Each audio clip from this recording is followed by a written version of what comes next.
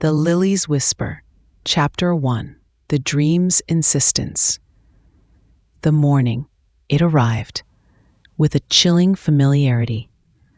Sarah Miller, 70 years old, sat bolt upright in her antique four-poster bed. Her heart pounded against her ribs, a frantic drum in the quiet of her Beacon Hill home. The dream, again. Always the same. The blinding white lights, the acrid scent of antiseptic, the thin, reedy wail of a newborn. A woman's hushed voice, choked with tears, whispering, "My darling girl, you will live. You must live." Sarah threw off the silk sheets, the silk feeling cold against her clammy skin. She walked to the window, pulling back the heavy velvet curtains. Below, the gas lamps of Beacon Hill cast a soft amber glow on the cobblestone street. A perfect, picturesque scene.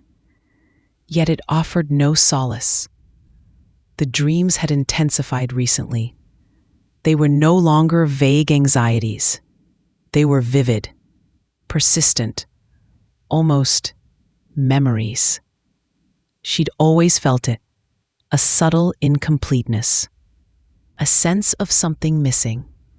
Despite a successful career as a literature professor, despite her beautiful home, despite a life filled with intellectual pursuits, there was an inexplicable void, a quiet echo in the chambers of her soul.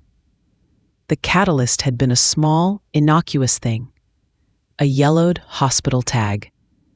She'd found it tucked away in an old jewelry box amidst her grandmother's forgotten trinkets. Her name, Sarah Abbott, printed in faded ink. Her date of birth, and then the anomaly. Not one, but two identification numbers. Her own, and another beneath it. A faint, almost erased numeral. She didn't remember finding it. It had simply been there. A forgotten artifact that had suddenly surfaced, bringing with it a tide of unsettling dreams. The phone rang, its shrill sound piercing the dawn silence. Sarah startled.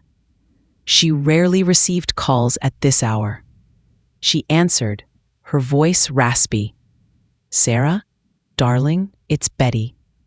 Betty, her mother's oldest friend, almost 90 now. Frail, her voice thin as spun sugar. "Betty, is everything all right?" Sarah asked, concern lacing her tone. "No, dear, not really. I'm not well.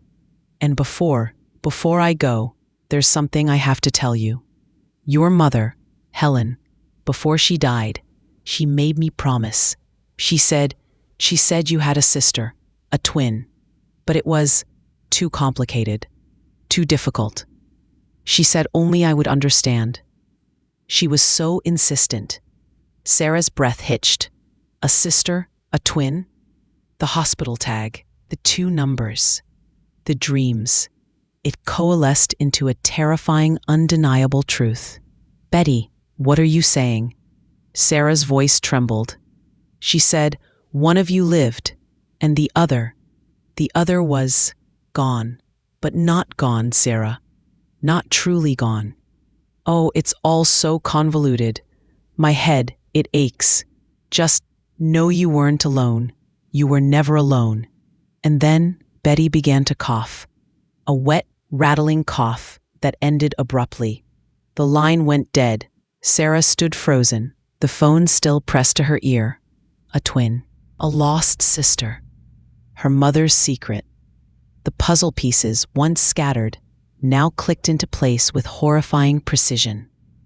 The void, the dreams, the feeling of being watched. The day passed in a haze of disbelief and frantic calls. Betty's caretaker confirmed that Betty had passed peacefully in her sleep, moments after their call. The last thread of the past seemed to unravel, leaving Sarah suspended in a terrifying limbo of uncertainty. That evening, a cold, persistent rain began to fall, drumming against the window panes. The gas lamps blurred into watery halos. Sarah sat by the fire, a steaming mug of tea forgotten in her hand. The house felt vast, empty.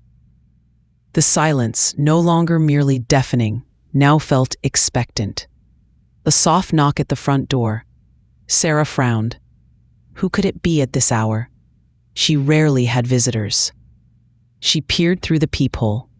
A woman stood on her porch, elderly, her face obscured by the shadow of her hat. But her uniform, a nurse's uniform, old-fashioned, crisp white, a cap perched on her head, a stern, almost sorrowful expression. She looked like something out of a sepia-toned photograph. Sarah hesitated. A chill ran down her spine. The dreams, the hospital. The woman raised a gloved hand, holding something out. A small, carefully wrapped bundle. Sarah, against her better judgment, unlatched the door. Just a crack. I have a message. The woman's voice was a soft, almost ethereal whisper. From the past. A promise kept. Her eyes, dark and ancient, met Sarah's. For a fleeting second, Sarah felt a profound connection, a recognition, as if she'd known those eyes forever. The woman pressed the bundle into Sarah's hand. For you, for Lily. And then, before Sarah could utter a word, she turned, disappeared into the swirling rain, vanished as if she were never there. Sarah stood, drenched, the small bundle clutched to her chest. It was a blanket, old, hand-stitched, tiny, delicate stitches, a pattern of tiny white lilies, embroidered into its faded blue fabric, the scent of lavender, and something else, something faintly sweet, like old linen and distant tears. Lily, the name from Betty's last whispered words. The sister, the lost twin, the nurse, the blanket. It was too much, too real. The dream was breaking into waking life. And Sarah, for the first time in her life, felt truly, utterly terrified. Chapter 2. Echoes in the Archives. The embroidered blanket lay on Sarah's lap, its faded blue fabric and delicate lily stitches a stark contrast to the modern world. It felt impossibly soft and warm, as if it still held a faint body heat. The lavender scent, so comforting, somehow made the mystery more profound. Lily, the name, the twin. Sleep became impossible. The dreams intensified, becoming more lucid. She saw herself, a tiny, healthy infant, swaddled tightly, and then another infant, smaller, frailer, her face pale, and beside her, a young nurse, not the elderly woman from her porch, but the same face, younger, vibrant. She held the frail infant with immense tenderness, whispering words Sarah couldn't quite hear. And behind them, in the background, her mother Helen, young, beautiful, but with a face contorted in agony. Her eyes fixed on the frail baby, a desperate, silent plea in their depths. Sarah knew she had to find answers. The hospital, that was where it began. The Boston General Hospital, an imposing, historic brick building, still standing, though now modernized. She began her search in the most logical place, the hospital archives. Her background as a historian made her meticulous. She knew how to navigate dusty records, how to coax secrets from forgotten files. But she hit a wall, a thick, bureaucratic wall. "I'm sorry, Miss Miller," the archive clerk, a young woman with a perpetually bored expression said for the third time. Patient records from the 1950s are sealed. Privacy laws.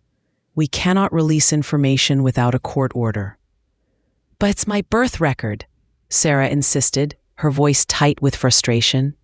And my mother's, Helen Abbott, born June 12, 1955. And I believe there was a twin sister. The clerk's eyes remained impassive. I understand your concern, Miss Miller, but our policy is strict. Without a valid legal reason or a direct request from your mother, which is impossible, I cannot assist you. Sarah left the hospital that day defeated.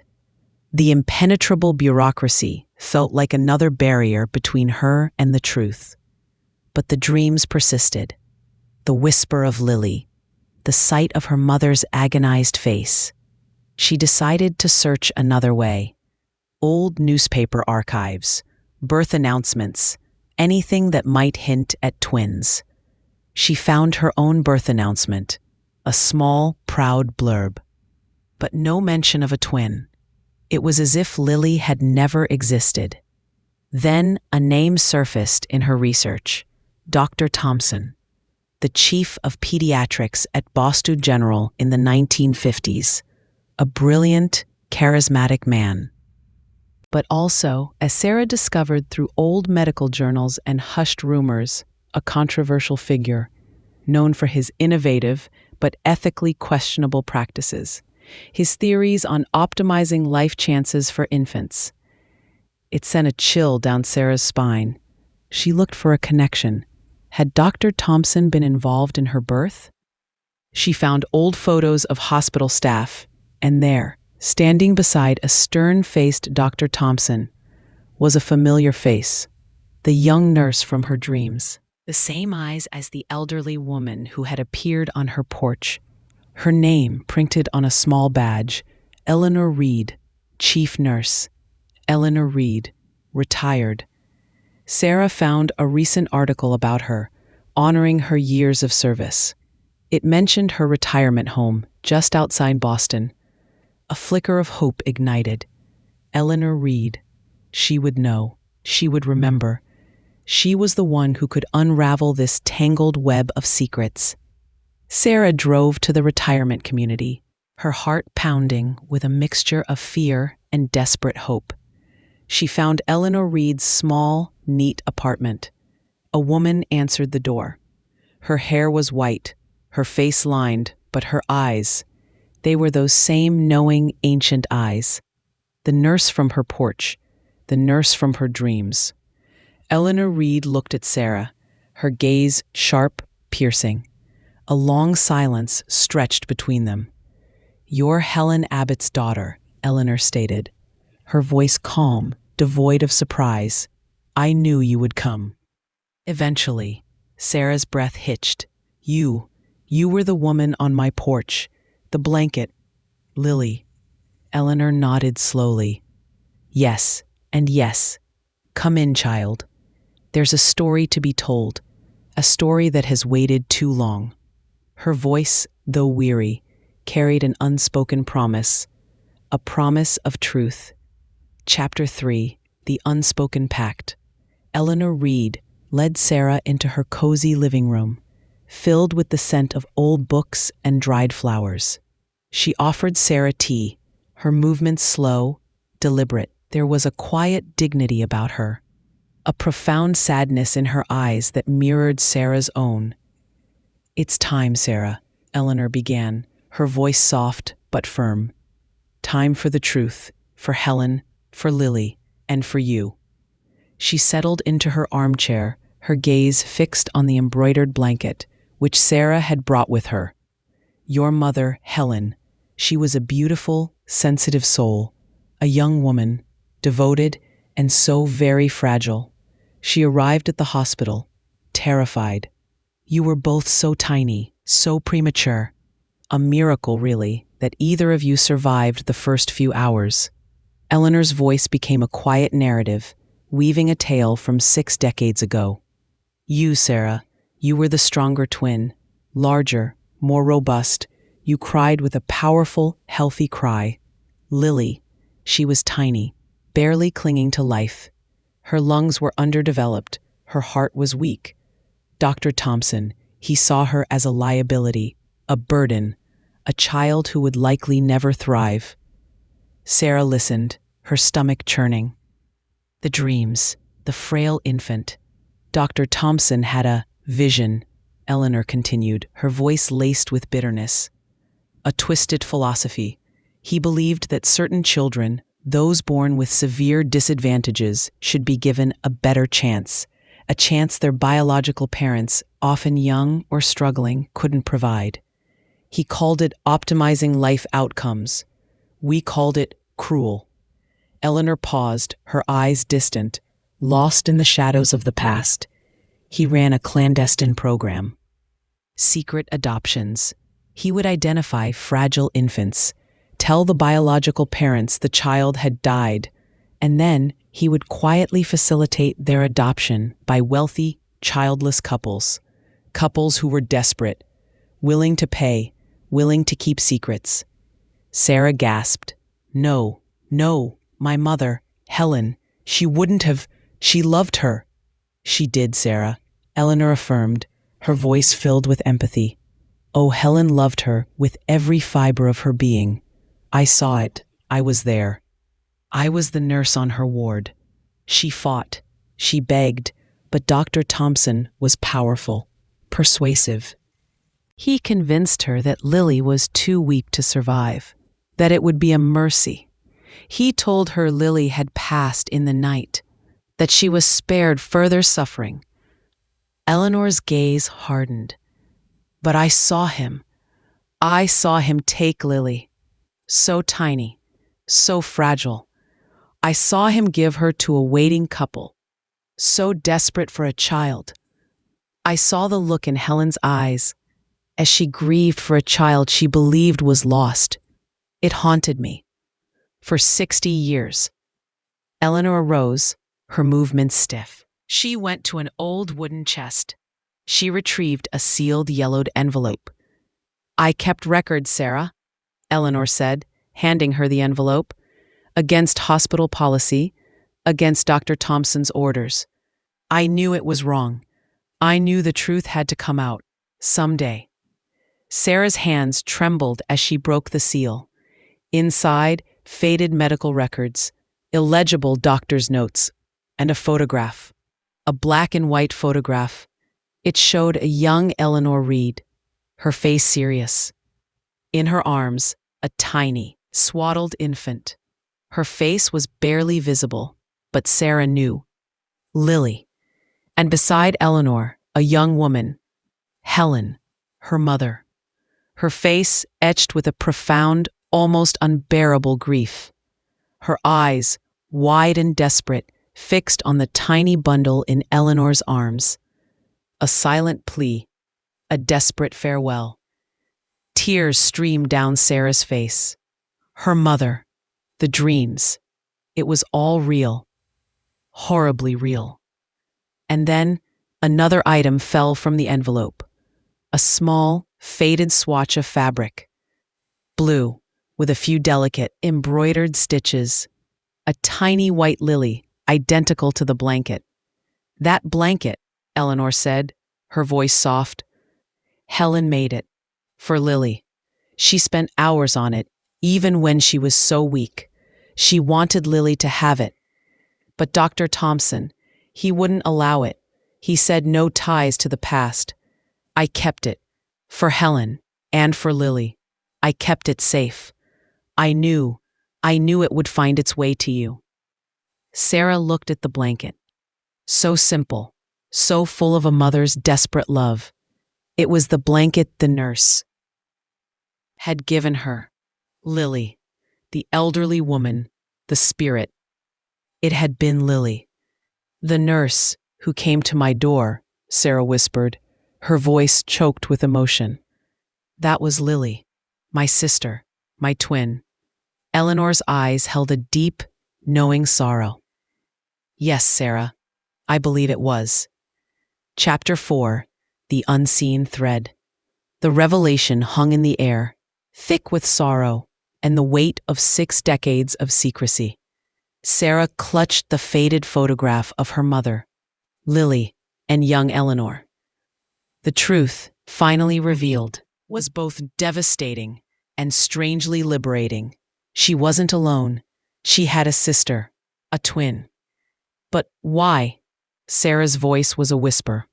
Why did she come to me, in the nurse's uniform? And why? Why now? Eleanor sighed, a long, weary sound. The blanket, I always kept it. It was a tangible link, a mother's love. I believe Lily was drawn to it, and to you. Twins. There's an unseen thread between them, a connection that defies logic. Eleanor explained more. How the secret adoption program continued for years. How Dr. Thompson, driven by a twisted sense of philanthropy and a hunger for recognition, expanded his network. How he ensured complete secrecy with falsified death certificates and immediate transfers. But some nurses, like Eleanor, had quietly kept their own records, their own truths. Lily was adopted by a wealthy family, Eleanor revealed, her voice strained.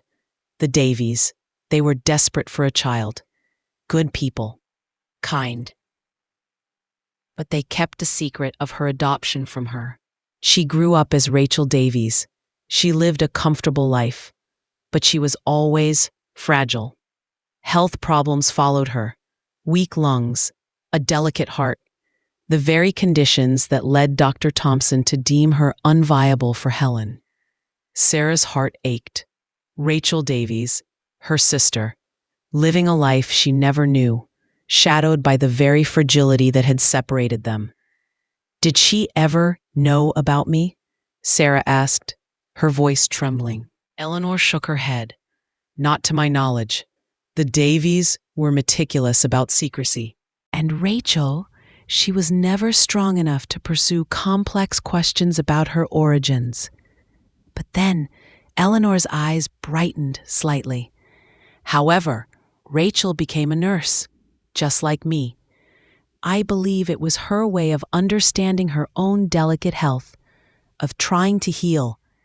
She spent her life helping others, and in her later years, I heard she started volunteering at Boston General, in the archives sometimes, helping to organize old records.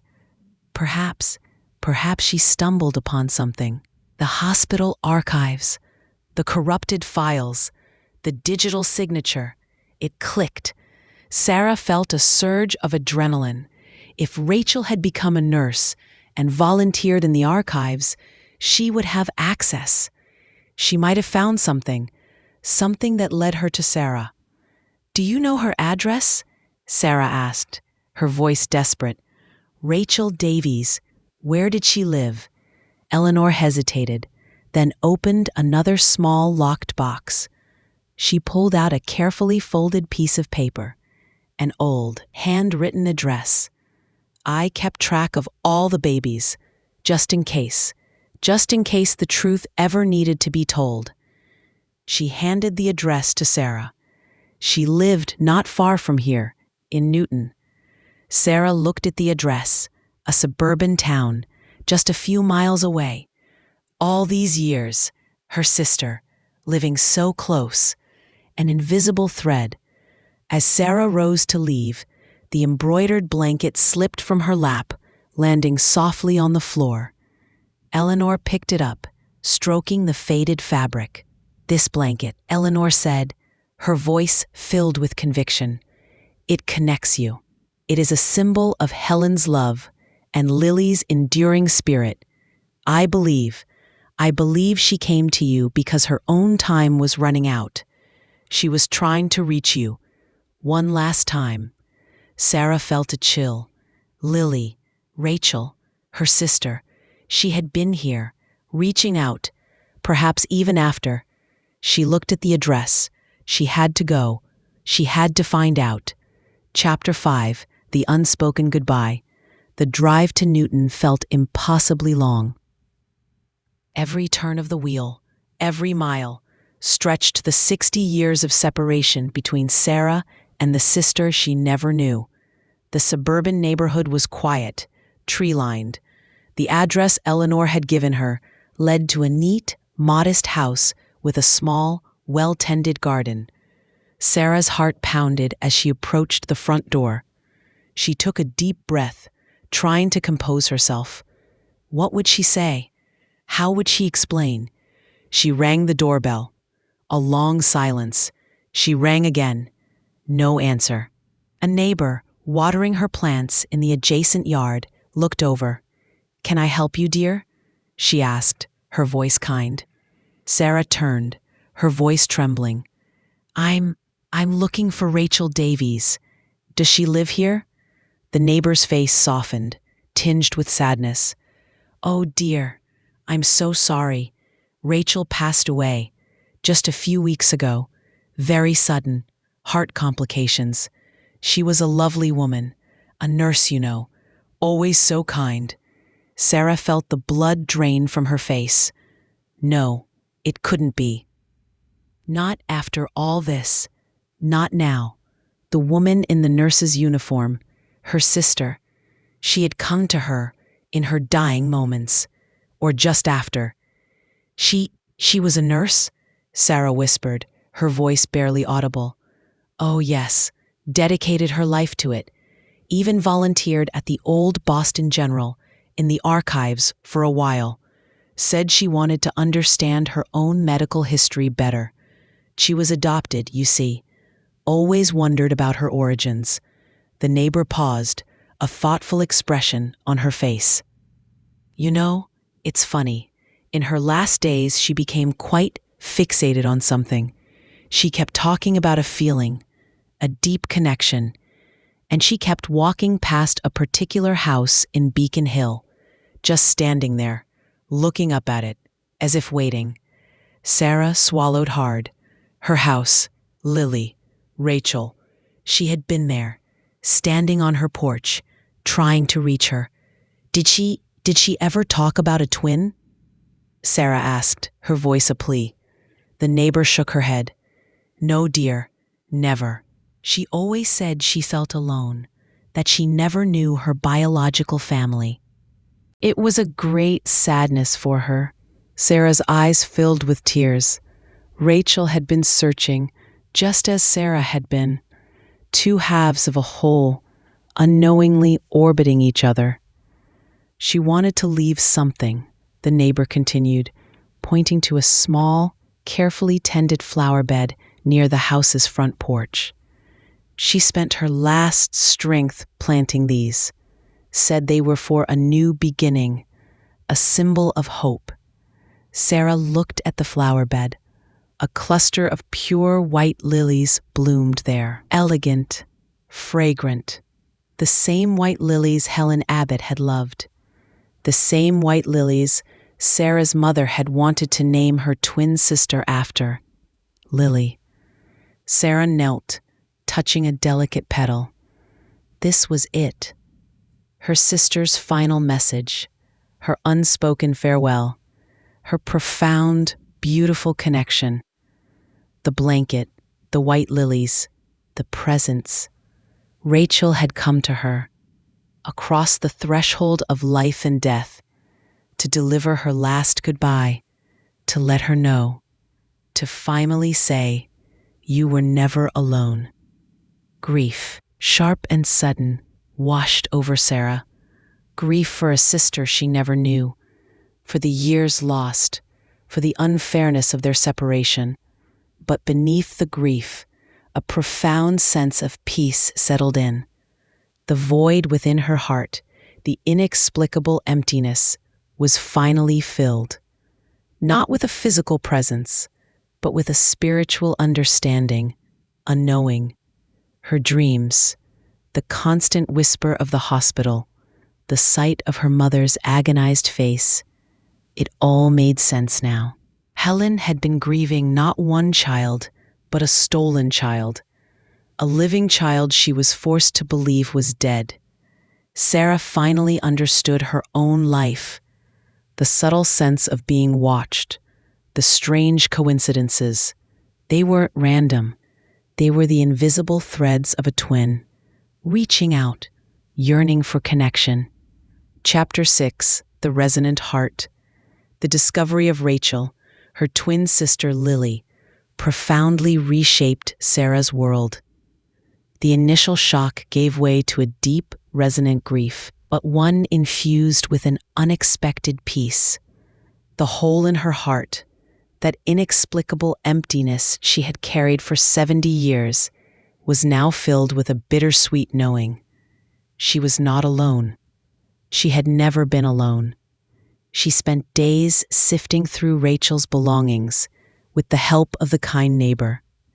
She found Rachel's nursing journals, pages filled with her meticulous observations, her dedication to her patients, and tucked inside one, a faded, yellowed clipping about the hidden children of Boston General, a nascent investigative article from the 1980s that had quickly been silenced. Rachel had been researching. She had been seeking her truth. Sarah found a small personal diary among Rachel's things.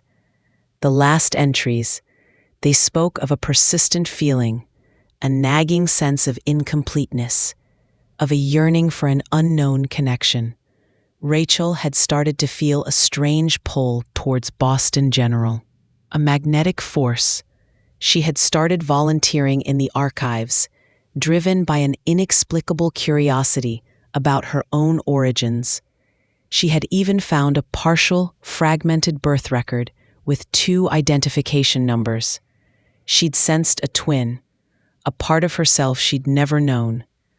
"I feel like my time is short," Rachel had written in her final entry, just days before her passing. "But I feel a pull towards Beacon Hill, towards a specific house, as if someone is waiting or calling to me. I need to go. I need to find out. My heart, it feels like it's finally going home." Sarah wept as she read the words. Rachel had been on her way. She had reached Sarah's doorstep. She had given her the blanket, a physical manifestation of their mother's enduring love. And then, her spirit, finally free, had brought her to the lilies, the symbol of hope, the symbol of their shared name. Eleanor Reed visited often. She and Sarah formed an unbreakable bond, forged in shared grief and the profound truth. Eleanor, finally unburdening 60 years of secrets, found her own peace. She confirmed that Dr. Thompson's program was even more extensive than first realized. Many families, many children had been affected. Sarah, now armed with the truth, felt a new purpose ignite within her. Her career as a historian, once a solitary pursuit, now had a profound personal mission.